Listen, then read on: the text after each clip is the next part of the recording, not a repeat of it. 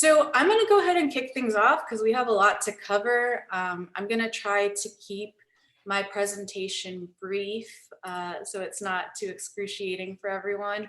And then we'll get to hear from some of our current WaveMakers about their current WaveMaker projects in process, which I'm really looking forward to. And then we'll have some time at the end to get to everyone's questions.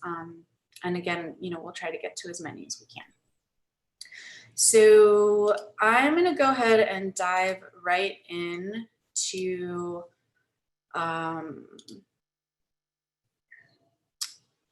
give me 1 second.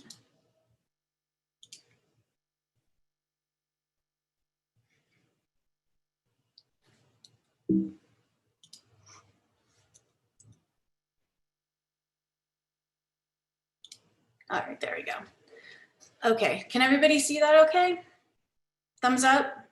Yeah, great, thanks Tom, thanks. All right, so just to make sure everyone's in the right place, this is our WaveMaker Grants virtual info session to kick off our 2022 cycle of WaveMaker Grants.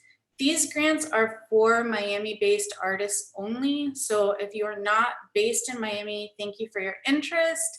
You can check out our website, check out our Instagram for other opportunities at Locust Projects, other open calls currently underway even that are available to you.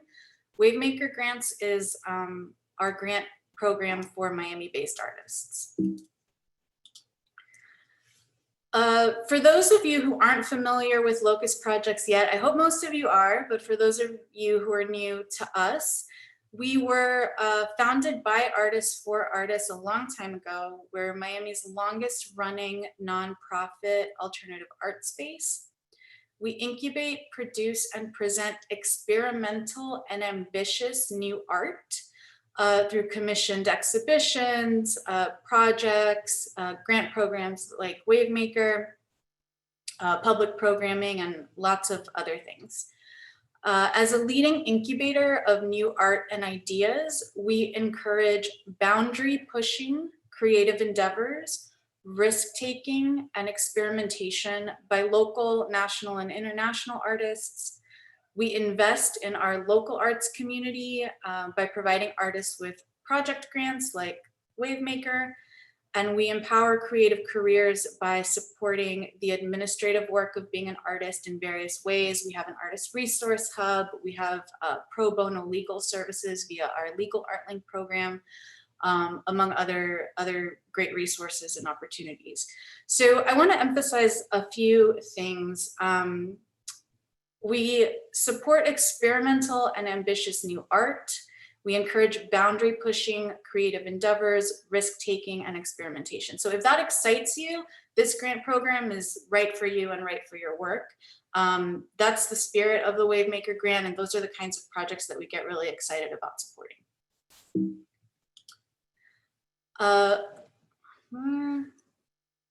This is jumping around. There we go.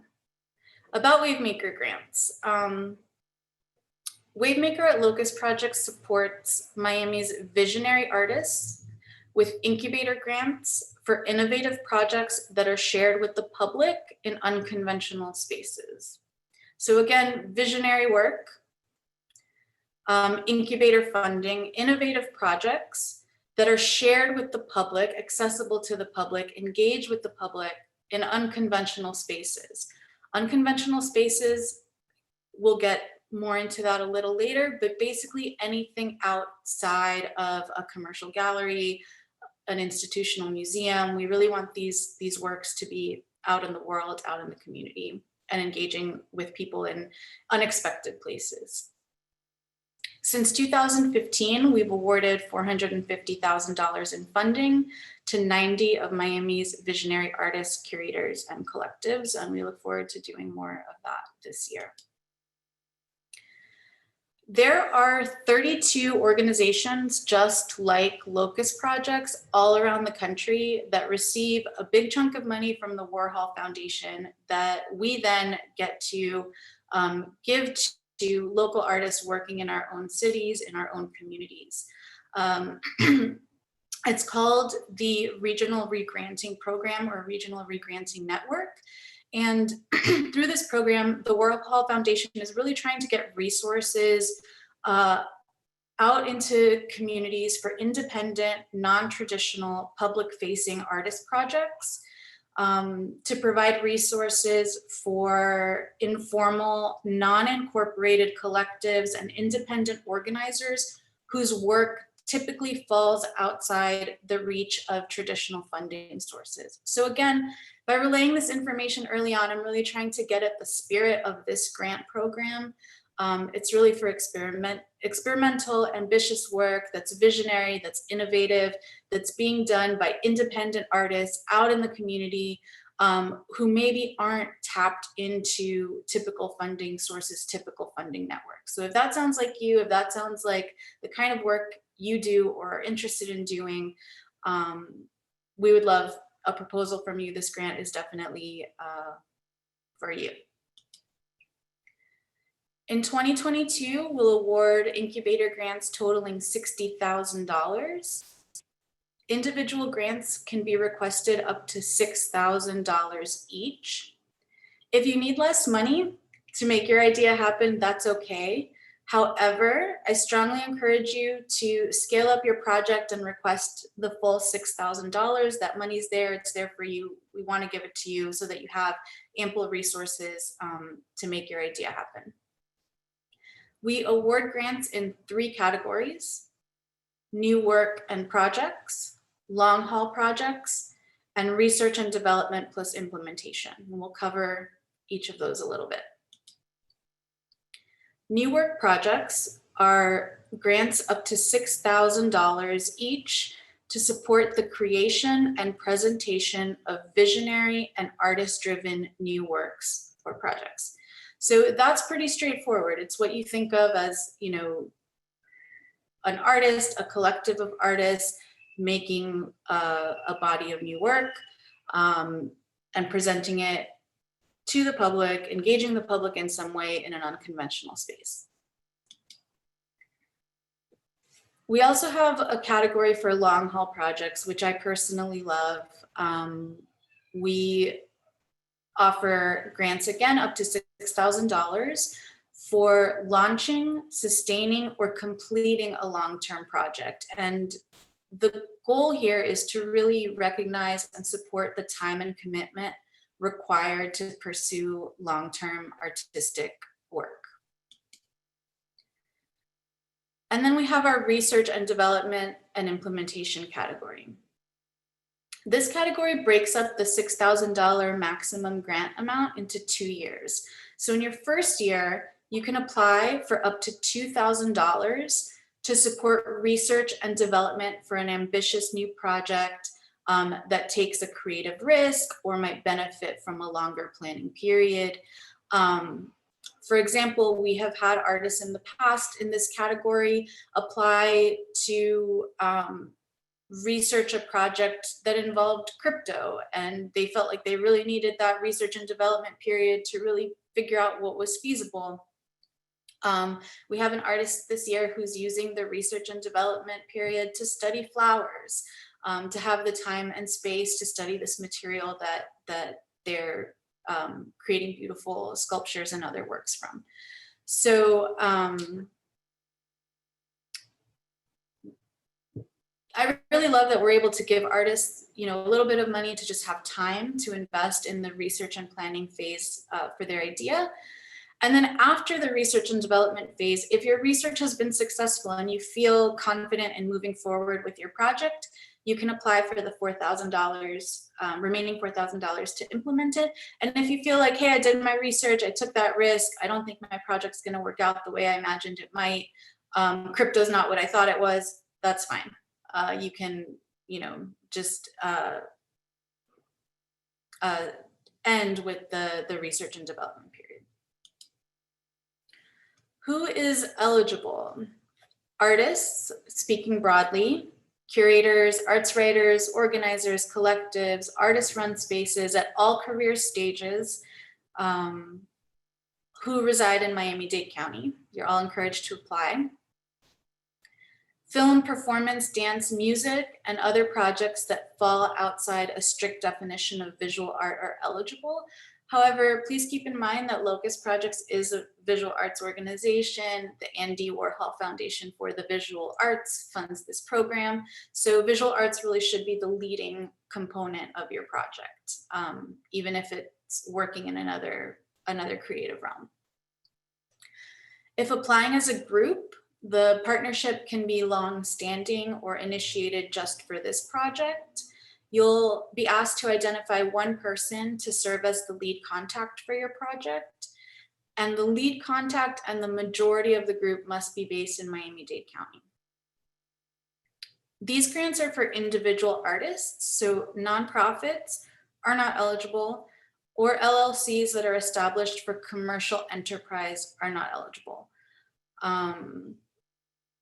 We know sometimes artists have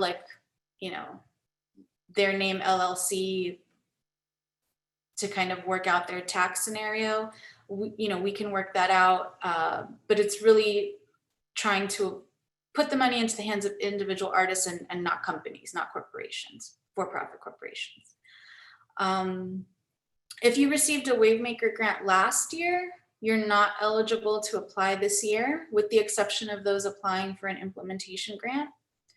But you are welcome to apply again next year, and we hope you will. Okay, now we're going to go over the submission process a little bit. Applications will open February 1st via Submittable, so everyone here is ahead of the game. The application will be available on our website, locustprojects.org, and on the website that's specific to WaveMaker Grants, which is just wavemakergrants.org. And all the information and instructions will be there.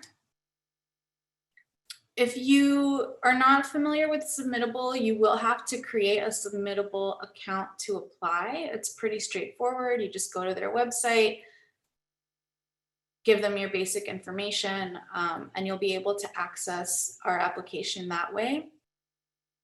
If you have any questions about Submittable specifically, you're always welcome to reach out to me and I can help you set that up if you're not already familiar. The application has a few sections. The first section is just your basic info. We ask you to select one of the 3 grant categories. So again, that's new work, Longhaul Projects, and research and development / implementation. Don't get too hung up on that. There's no advantage or disadvantage to selecting one category over the other. It just helps us kind of know where your project falls within that framework. And then we'll ask for more basic info, your title, your name, your contact info, etc. Then there are 4 main questions in the application. The first question, what is your idea? We want to know your vision, why you want to make it happen, who or what will it impact, what is your idea?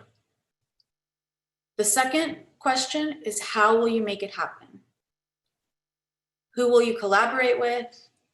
Where and how will you share your project with the public? What's your timeline? And what we're really trying to get at this question, with this question is that you have a realistic plan for making your idea happen. 1, you have a really strong visionary idea. 2, you've thought through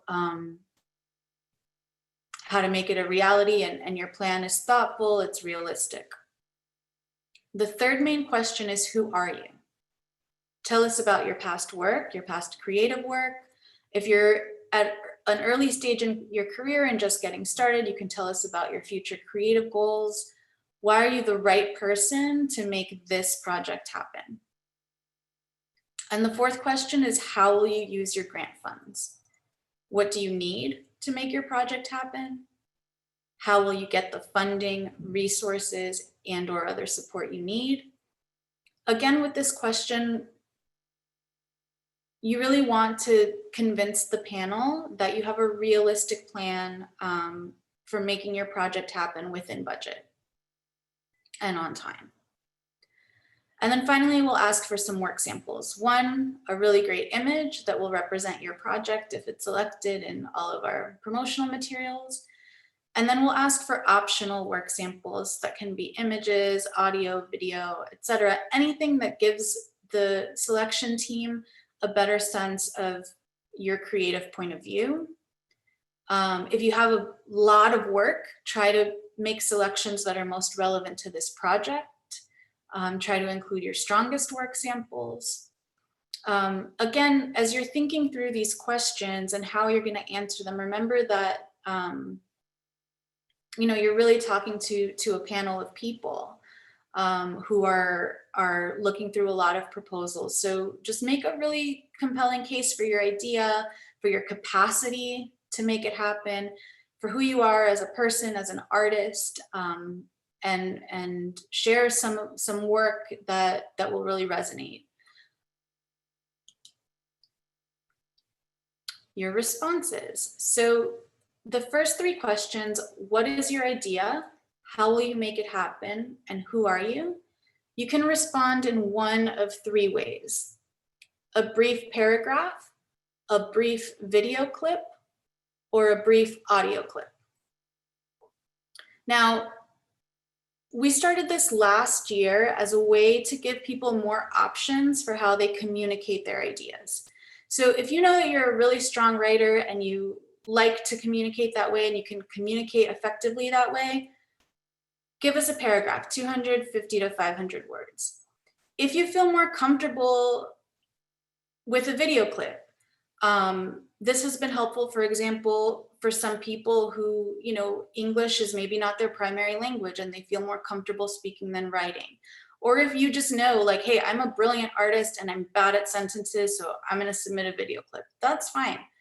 Or if you just feel like you can communicate your idea, your spirit better through a video or an audio clip, you have that option. So any of those options are fine. A video clip does not mean like go out and hire a production crew to, you know, make your WaveMaker grant proposal video. Like that's definitely not what we want. It's not a good use of your time. It's not appropriate for this proposal. Really just pick up your phone, turn the selfie camera on towards yourself and talk to us, talk to the selection panel about who you are and what you want to do and how you're going to do it. For the fourth question, how will you use your grant funds? You can respond with a more formal spreadsheet, a list, a paragraph. The goal is to show that your idea is achievable and that WaveMaker funds will have a meaningful impact on making it happen. So for example, if you're working on $1 million art project and you're asking for $6,000 in WaveMaker funds to use for marketing postcards, that's not a meaningful impact, right? We really want the $6,000 to be essential to you to making your project a reality. Your budget can exceed $6,000. So for example, you're applying for $6,000 in WaveMaker funds, but your overall budget is $20,000. That's great. Make sure you include what your plan is for getting those additional funds, and also how you will scale your project if you don't get those additional funds, right? So we really want to trust that you'll make something cool happen with the $6,000 or more. If you have more in secured funding, what your plan is to get more funding if you need it, and what your plan is if you don't get the additional funding that you would like to have. The review process, we invite an independent panel to review and select projects. The panel includes 2 national and 2 local artists and or arts professionals. All panelists review and rank each proposal based on the following criteria, which we'll discuss in a minute.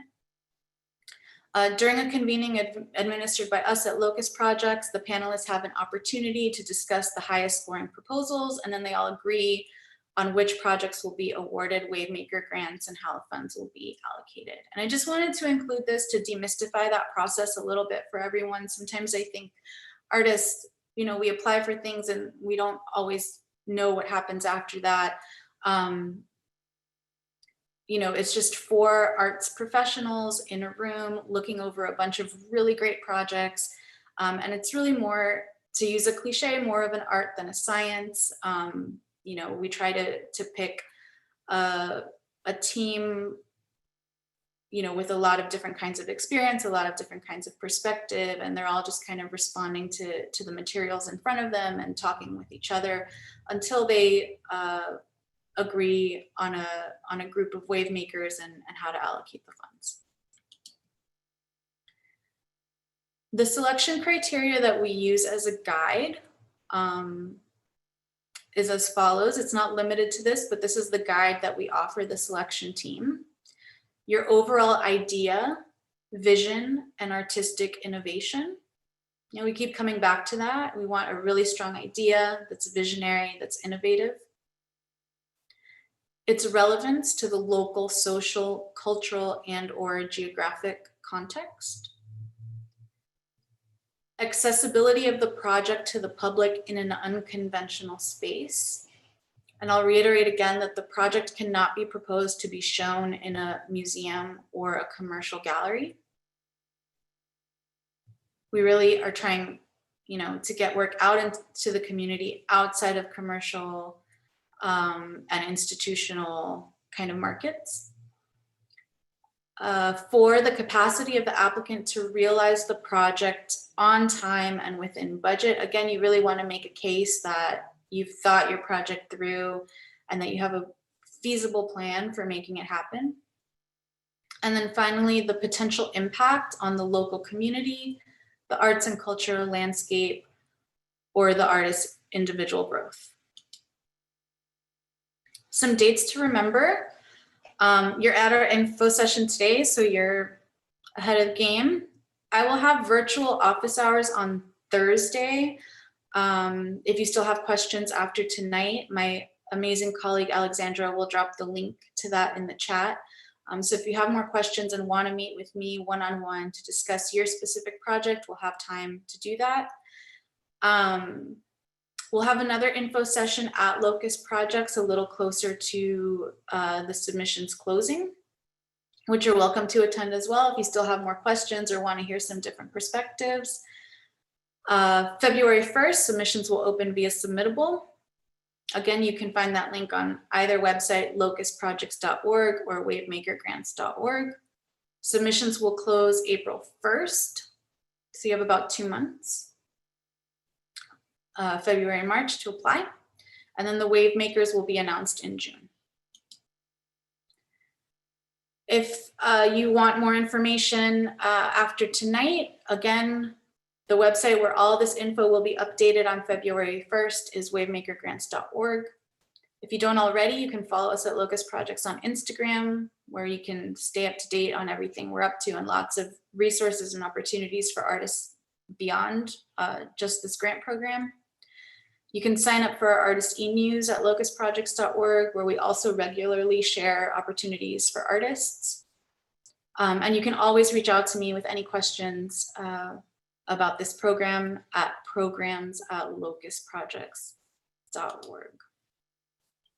So I'm going to stop talking, thankfully, and reconnect with everyone. Thanks for listening. It's nice to see some of y'all. Hi, Terry. Hi, Michelle. Again, if you want to turn on your camera and say hi, that's lovely. I would love to see you. If not, feel free to hide in the background. That's okay too. So at this point, I'm going to turn the floor over to our current WaveMaker grantees. They're each going to take a minute or two to just talk about their project, what they've been working on, give you their perspective, which I think is really valuable. Hopefully will inspire you a little bit as you think through your proposal and what a successful project idea might look and feel like. And then when they're done, we'll have some time to take questions at the end. So it's really informal. There's no real order. If any of the current WaveMakers want to jump in, by all means, go ahead. If not, I can call on somebody. Give someone a second to be brave. I was going to call on you. I'll go. So hello, good morning, good afternoon, no, good evening. It's nighttime. I'm Michelle Lisa Polosane. I am a multidisciplinary artist and arts organizer. I've worked at a few of the Miami institutions, including Locust Projects back in the day, or actually administered the WaveMaker Grant. And I won last year for my project called Wake. Wake is a narrative short film about two best friends who live in a disco worshiping cult. And we follow the transition as one of them escapes, and we kind of get to watch what happens to the person kind of left behind by their friend. That's my film. At the moment, I'm writing still. I personally got a Longhaul Project grant because I knew that I wouldn't, and this is my first film, so I knew that this process would probably take a little bit longer for me and that I would need a little bit more care and attention for it. So I've been also applying to artist residencies. And I got into Stoveworks in Chattanooga, Tennessee. And I'm going to use my time, which I'm going in September. So I'm going to use my time at Stoveworks to hopefully, fingers crossed, finish all the writing. And then so that when I come back to Miami, I'll be prepared to move forward with the actual production and then eventually obviously editing. I'm also using my this current moment to work on my own research by obviously going out researching. I've been reading a lot of books about the People's Temple and things like that, very dark things, but also mining my own experience of growing up within a cult. And I've been writing this long form essay that I am using myself as a source material for some of those experiences that stand out specifically for me. So yeah, that's what I've been doing. Awesome. Thank you so much, Michelle. And Okay. I really love this project. I think it's just very moving and like textured in a lot of ways. And I love that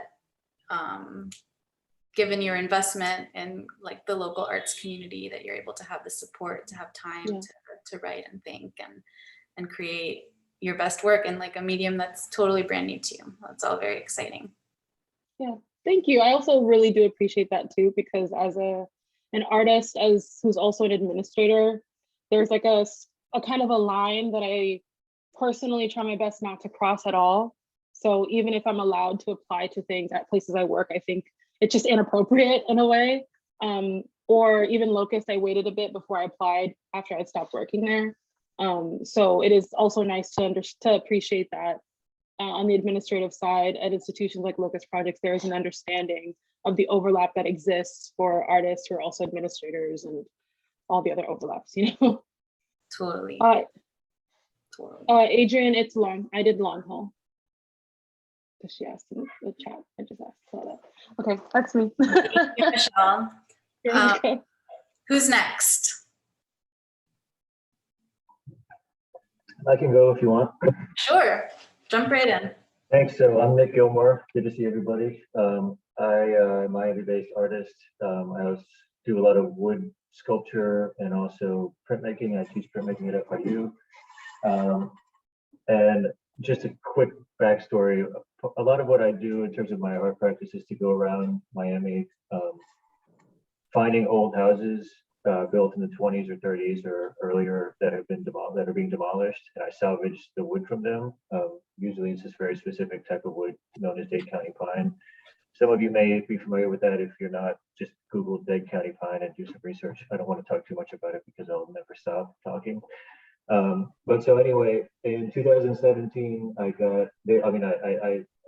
passed by a house that had been demolished, and I found this giant beam, which was like bigger than any piece of wood I've found from a demolition site. It's 16 feet long and it's like 6 by 6 inches. And this Dade County pine is extremely heavy and dense. And so I kind of wrenched it out of the mess there, and I had it in my driveway, or hidden, not hidden, but protected, like for a couple of years, trying to figure out what I was going to do with it. And then I didn't really want to cut it up into smaller things for a typical project that I might do. So anyway, the project that I got the WaveMaker for is called Going Home. And I decided that what I wanted to do with this beam was to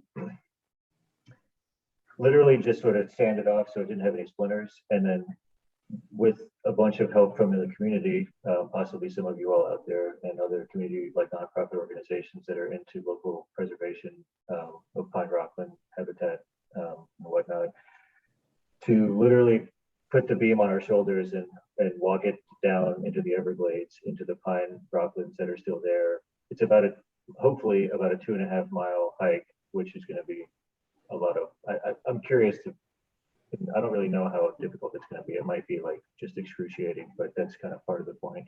But anyway, then we're just going to carry the beam out there and leave it there and just set it down. And it doesn't need to have a marker or monument or anything like that. It's just sort of to let it go and be done with its service to humanity. And that's it. So because I'm fortunate that I was an ARI fellow in the Everglades a few years back, and so I'm able to have that the contact with ARI. So they have been a big help with some of the logistics, and that's also part of the idea about it for me is like how can we, for me it's like getting the National Park Service to recognize this gesture or this performance as a legitimate act is an important recognition of land use. So it's almost like just getting the permit for it is, a large part of the project. But so currently it's in, the application is in with the Park Service, so I'm just waiting. But a lot of it to me is like community building, help working with different organizations, because it's gonna take a lot of physical labor and help people, tagging out to carry this thing, and just helping to build awareness and get everybody out to the Everglades and into the nature and everything is kind of what it's about for me. So awesome. Yeah, thank you so much for being here and for sharing. And I remember being so struck when I read your proposal that the idea seemed so simple, but was really so beautiful and like very thoughtful and, just connected to a lot of different things. And I was very happy that the selection team felt the same way. I wondered if they would get it. And I was very happy that they found it as beautiful as I did. thank you. Yeah, I mean, I didn't know either for sure. I mean, it's like sometimes I mention it to people and they're like, what? Like you're gonna carry a log into the woods? Like, I don't know. It's kind of like there's something about it that I think can come off as seeming too simple.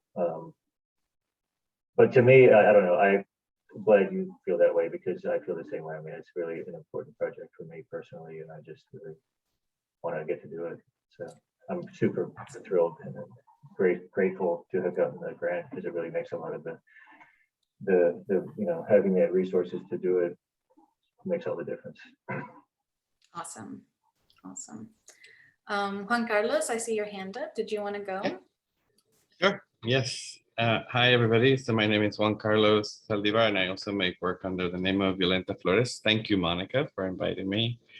And thank you, Locust Projects. My God, this is a Longhaul project. So I got a research and development grant, which really got the project moving forward.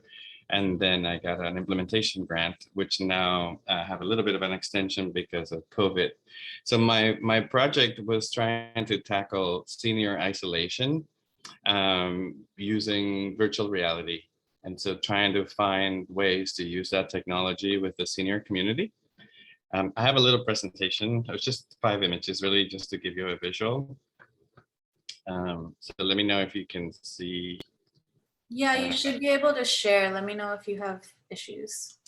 Yeah, it might be an issue on my end, so don't worry about it. Because it says I have to go into my preferences. Oh. Yeah, so don't worry about it. But I brought one of my headsets so that you can see it. Cool. So basically what we wanted to do was create a very simple interface to try to make the technology accessible. And then create sort of a space where seniors can feel like they left their house, right? Because in VR, you were looking around in 360. So we wanted to bring this project, have a traveling kit that will go to senior homes and will will run out of a tablet. So you don't actually have to have, any controls. You can just have a tablet, and the person who's running the event can actually see what they're seeing and kind of be part of the experience. This is something that I've used with my mom. I'm also a caregiver for my mom who's living with dementia. And it was really, really helpful in many, many levels, So we've got the, we got the equipment, and then COVID, kind of got really bad. So it's been very difficult to have access to the homes, unfortunately now, which is when people are most isolated. But we continue to work on trying to get access to a couple of places to launch a pilot before March. And it's looking pretty good. In the meantime, I met so many wonderful people doing my research that I'm editing a podcast. So I will have a series of podcasts with trailblazers who are working on a set of changing the medical-based model of seniors and how to use arts to use more our intuitive way of dealing with this project. So that's my project. Awesome. Thank you. It's been such a pleasure to get to work with you, or, communicate, be in contact with you as you work on this project.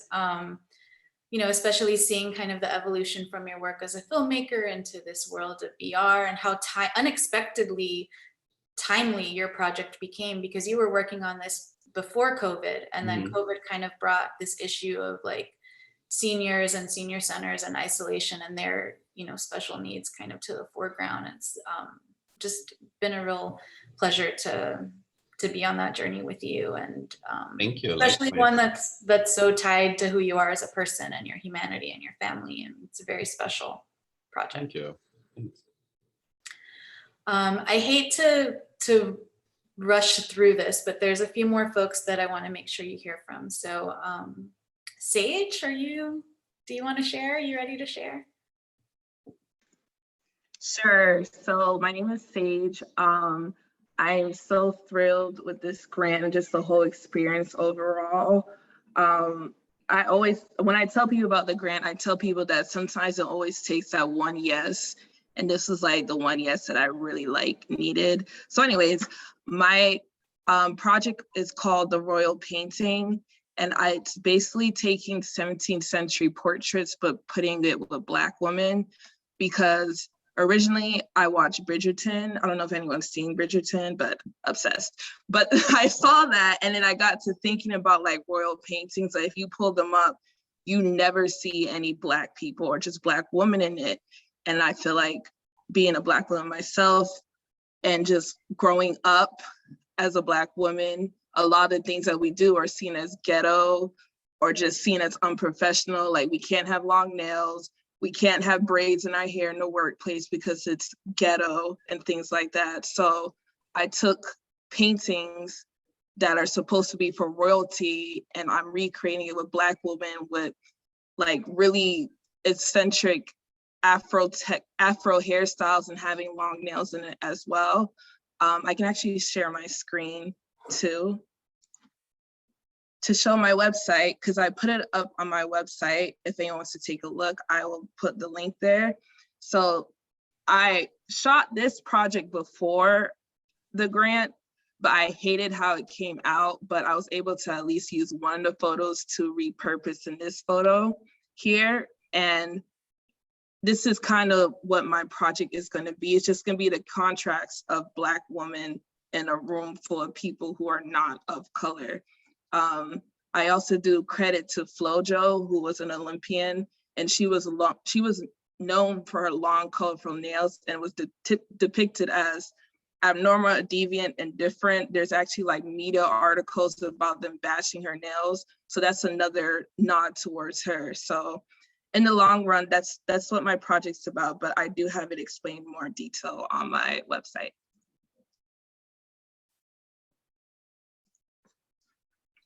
Awesome. I was like beyond excited to come across your work in the proposal, because I was like, who is she? Where does she come from? Like, this is so good. Her, like, if you can, like, check out her website, go to her Instagram. Your photography is stunning. It's Thank really you. stunning. And to have that along with such a compelling idea that you're so passionate about. And, you know, one of my favorite things about your proposal was like, wow, she has done so much with so little. So to be able to give you some resources and, like you said, that green light and just like a little push and hopefully a little support and a little confidence to keep going, like that's really exciting. So, you know, I'm your Yes. biggest fan. I can't wait to see what you do with this I am project. forever grateful for you guys. Like, I can't wait to finish it. I'm shooting it in February, and then in March or April, I'll have a gallery. So if everyone's in Miami, you should definitely come to the gallery once I get everything together. Amazing. We're very excited. Okay, I'm not sure who else is here from the current group of WaveMakers. I believe Carolina, are you here? Did you want to share? Hey, yeah, hi. Hi, welcome. Hi. Yeah, I'll make mine real quick. So I got the WaveMaker 2021. And I want to say thank you so much, Monica, and thank you so much to Locust Projects. Well, what the funding was for is to create a publication. And it's called A Reflective Field Guide, 12 Artists on Inclusive Practices in Youth Education. It's very much more, in, like, I'm an artist myself, but it's more a lot to do with what I do. Another thing, which is teaching. And so it's really highlighting a lot of local artists in Miami who teach is an integral part of their practice. So we have some really wonderful artists on there. It's still in the process. And basically it's basically like a resource collection, because I really feel like there's so many wonderful teaching artists here in Miami, and they really work with community and youth. And, you know, it's not really something that they're kind of known for. It's not something that like the art world sort of, you know, shares so much. So it really is just highlighting a lot of wonderful teaching artists here. Amazing, thank you. Yeah, your project was so,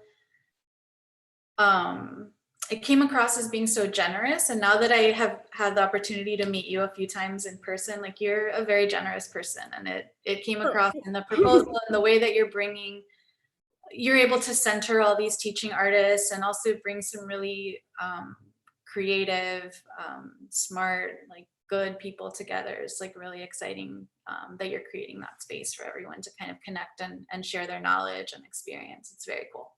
Thank you. Yeah.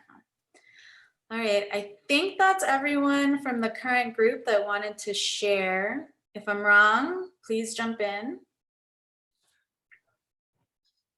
Give everyone a second. Okay, I think that's everyone. Well, thank you all for being here and sharing your projects so generously. Hopefully that gives everyone an idea of some of the kinds of projects that we like to support. The innovation, the vision, they're very different projects, as you can tell, lots of different mediums, lots of different points of view, but they're all, you know, very visionary projects with a lot of ideas and a lot to get excited about. So hopefully that gives you some food for thought. And now we can turn things over to questions. If you have any questions, feel free to unmute yourself and jump in, or you can type them in the chat, and we'll try to get as many as we can in the next 10 or 15 minutes. Go ahead. Yeah, I was wondering, like, how do the artists calculate their own fees when writing the budget for the proposal? That's a great question. Definitely pay yourself. The recommended fee has traditionally been 10 to 15% of the grant funds, but every project is different. So if your project is very labor intensive, you know, go ahead and calculate that. If you feel like you need to provide more details about that, go ahead. But yeah, I mean, it definitely pay yourself. Too often artists neglect to do that. Pay yourself. And as far as factoring it into your budget, it really depends on the nature of the project. Thank you. Sure thing. Any other questions?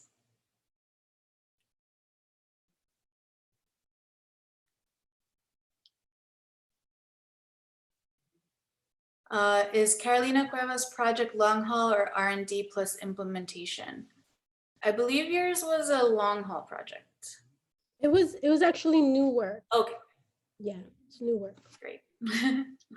Great. And yeah, again, don't get too hung up on those project categories. It's really just an opportunity for you to kind of help frame yourself and for us to understand where you fit. But again, there's no advantage to choosing one over the other. We get lots of applications in all the categories. Sometimes we'll change the category for you if we think your project fits better here or there. So don't get too hung up on it. It's just a kind of helpful framework to think about.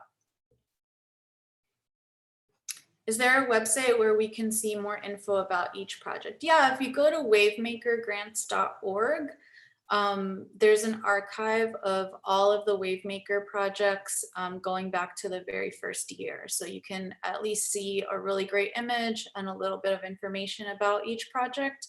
And sometimes those will link to other resources with more info. Some of our past WaveMakers have contributed to our blog Closer Look. So you can see, you know, in their own words, a blog post about their projects.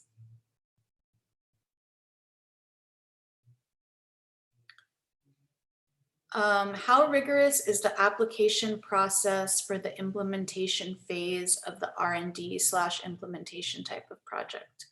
Good question. So as a reminder, that category is split into two parts. So you first apply for the research and development phase for $2,000. And if your research period is successful and you want to move forward, you can apply for the $4,000. At that point, we'll have been in touch a whole year. I'll have gotten to know you and your project. So the implementation application is a streamlined application. So it's just an opportunity for you to give an update about your research period. We want to give you the funds, right, to implement your work. We want you to continue to be successful. So yeah, it's, you know, as far as rigor, it's just an opportunity for you to update us, and if the project seems viable for moving forward, we'll want to support it.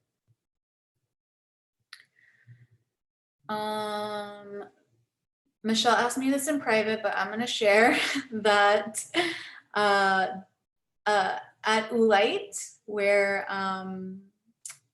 she works, there's an artist toolbox program that offers help with grant writing. If you want to talk more about it, Michelle, you can share or drop the link. Or Yeah, I'll send the link. I was just saying to Monica that if anybody needs help with like getting started on the grant writing process, we did like a 5-part series last year that I'll send the link to, I guess, to Monica, and you can share it with everybody who's registered, because there's like 5 links, so it'd be a lot of links. But that program was essentially created by me with a bunch of other artists and arts admin people to teach artists how to create like the kind of base level information you want to have whenever you're applying to things. And I just think it's a good starting point. I would say on my end, I think it's a very good starting point for getting yourself through the process of grant writing and applications. yeah, it's an amazing resource. And I think for this grant, and hopefully it can continue to hold true as you apply to other grants. But I think for this grant, really focusing on being yourself, communicating a strong idea, giving the selection team, who again are people, real humans, a good sense of who you are, like what your creative point of view is, what your idea is, and to try to remember that sometimes these are like moms who are reading their application while they're cooking dinner for their newborn. You know what I mean? It's like people with lives and jobs and other responsibilities. So as clear as you can be, you know, as engaging as you can be, it's really to your benefit when you're submitting those materials. Keep it clear, keep it concise. Remember, you're talking to a human being. Make them like your idea. You're all awesome, so I know they're gonna like you. Yeah.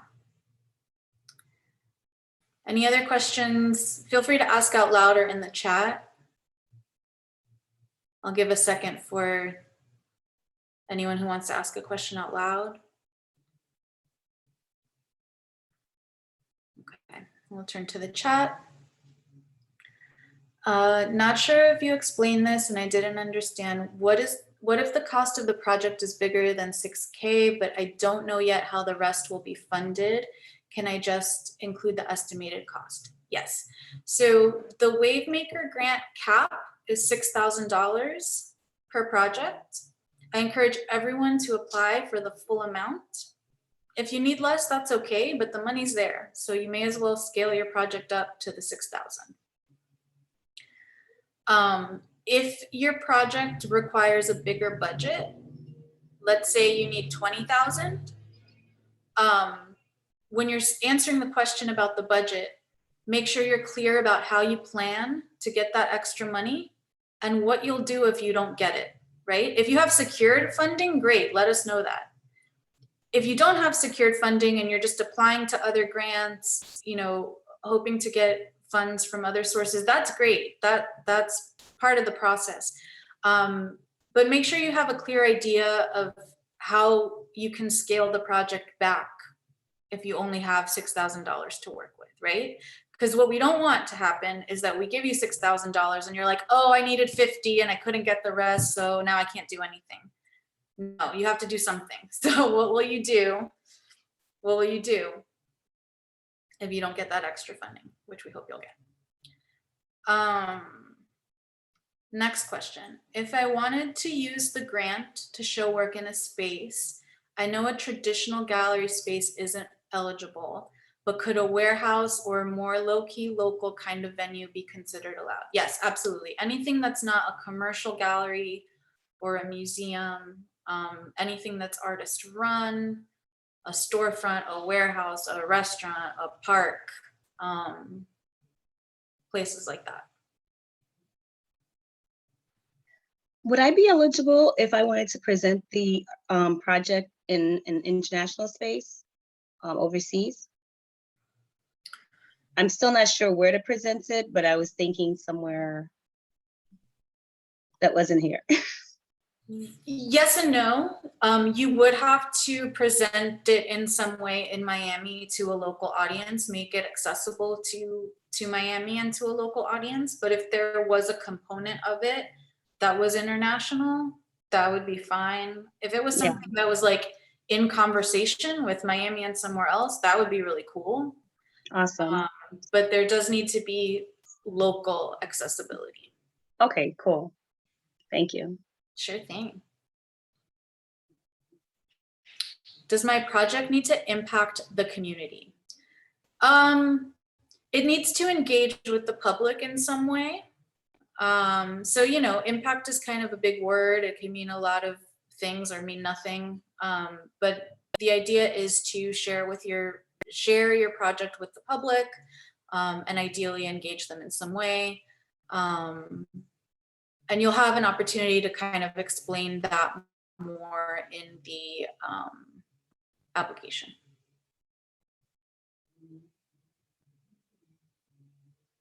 Any other questions? Can y'all hear my neighbor's TV? That's really loud. No? Okay, good. I can hear it. A few more seconds for anybody to think of any extra questions. I don't know if it's a question, but I was very interested in, like, I feel my project, I feel like it lies in between Carolina and Juan Carlos's project. And I wonder, like this notion of presentation, can that be like, does that have to be fixed, or can that be different presentations depending on the like the project that I kind of already started in a way? I don't know. You can present your project in any number of ways that are, appropriate for your idea. So Carolina's project, for example, is a publication. Juan Carlos's project is bigger scale, so there's a lot of iterations. It can be, the public accessibility part can be, sometimes we think of just like a show in a warehouse. It can be a publication, it can be online, it can be a performance, it can be a series of iterations and interactions. I mean, whatever is appropriate to your idea. There's any number of ways that you can present and share. Thank you.